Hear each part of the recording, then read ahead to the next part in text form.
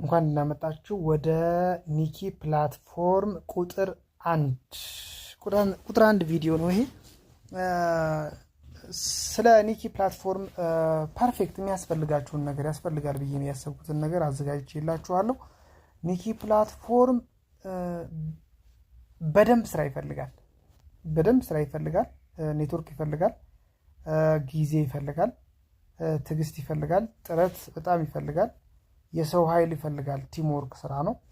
ቲምወርክ ይፈልጋል እና በቲምወርክ ነው ስራው የሚሰራው።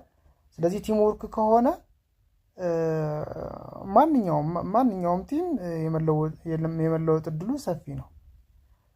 ስለዚህ የመጀመሪያ ስራ ሪኮመንድ የማደርጋችሁ ምንድነው፣ እዚህ ፕላትፎርም ላይ ስራ በደንብ ስራ ስሩ። ሰው ላይ ስራ ስሩ። ልጆች ላይ ስራ ስሩ።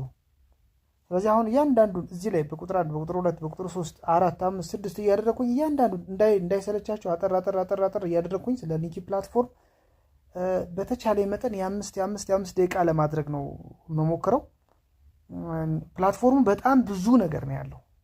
ምንም ነገር ማለት እንደዚህ ብላችሁ ዘርዝራችሁ ምናምን ነገር እኛ ያላወቅነው ብዙ አለ። በጣም ብዙ ነገር አለ።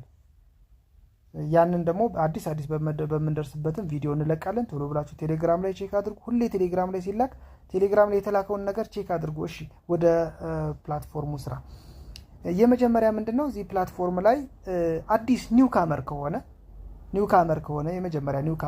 ምንድነው ማድረግ ያለበት? የመጀመሪያ እዚህ ላይ ነው የሚያጋጥመው። ይሄ ያጋጥመዋል። ከዛ በኋላ እዚህ ላይ ምን ያደርጋል?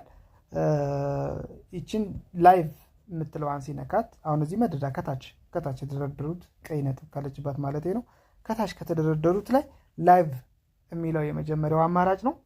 ላይቭ የሚለው አማራጭ ምንድነው? የመጀመሪያ ኒውካመር ሲመጣ ላይቭ የሚለውን ይጫናል። ከዛ በኋላ ላይቭ የሚለውን ከተጫነ በኋላ በቀኝ በኩል አይታችኋታል፣ ሰማያዊ ነገር ከታች ሰማያዊ ነገር አለች አይደለም? ይቺ ሰማያዊ ነገሯ ላይቭ የምትል የቪዲዮ የዩቲዩብ ምልክት ያላት ቫልዩ ፓክ ከምትለው ስር ማለት ነው።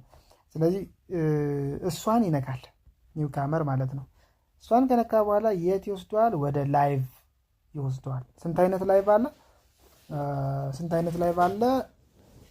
ሁለት አይነት ላይቭ አለ።